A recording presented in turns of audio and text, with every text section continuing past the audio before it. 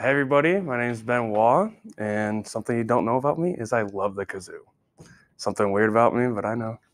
I'm here today to inform you about it. A lot of interesting facts and stuff to do. Today we'll be talking about the history of the kazoo, the production of the kazoo, and how do we play the kazoo. Let's first step into the history. First believed about the kazoo was it was made from an African-American slave from 1800s named Alabama Vest. The sad thing is there is no document supporting this claim, which brings us to our second thing, the toy trumpet. The toy trumpet was brought by Simon Seller in 1879. It was brought to a Georgia State Fair in which he introduced it. And yes, he had documents supporting this claim. So the toy trumpet, as you can see on the right, looks a lot different than the kazoo. But the kazoo later on was made from the toy trumpet. Instead of being the toy trumpet that you just blow into to make a noise, William Herbert Frost made the first ever kazoo that you actually hum into, which makes a different pitch of noise. From William Herbert's design in January 8th of 1883, somebody else named George D. Smith made the first modern day kazoo. Which brings us to the original American Kazoo Company, who was the first people ever to mass produce kazoos.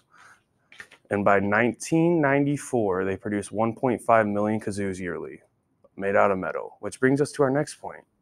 How do we make kazoos? The first step would be molding the kazoo. This is where we'll take little plastic balls, put it in a big giant hopper, melt the plastic, and basically 3D print a kazoo part. After that, they take big pieces of sheet metal, stamp it over those plastic parts to make our final parts of the kazoo.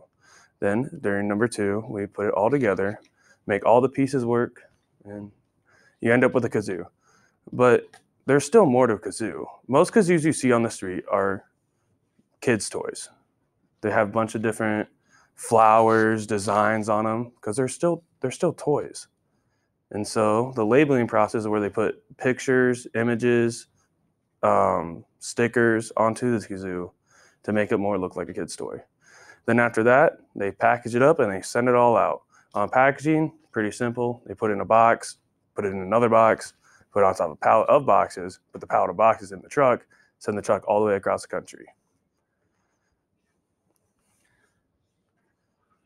Oh gosh. Lastly, we come to how to play the kazoo.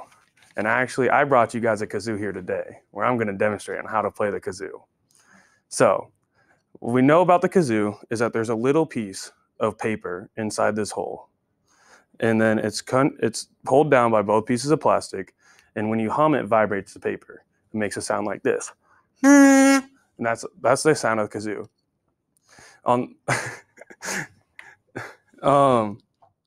You can also change the pitch of the kazoo by the shortness of your breath and the longness of your breath. So you can make a different sound by going. So the shortness of the breath and the longest of the breath, and then also the difference of when you hum, you can just change the pitch of the kazoo. So today we went over the history of the kazoo, how to make a kazoo, and then finally we went over how to play a kazoo. And that was really short.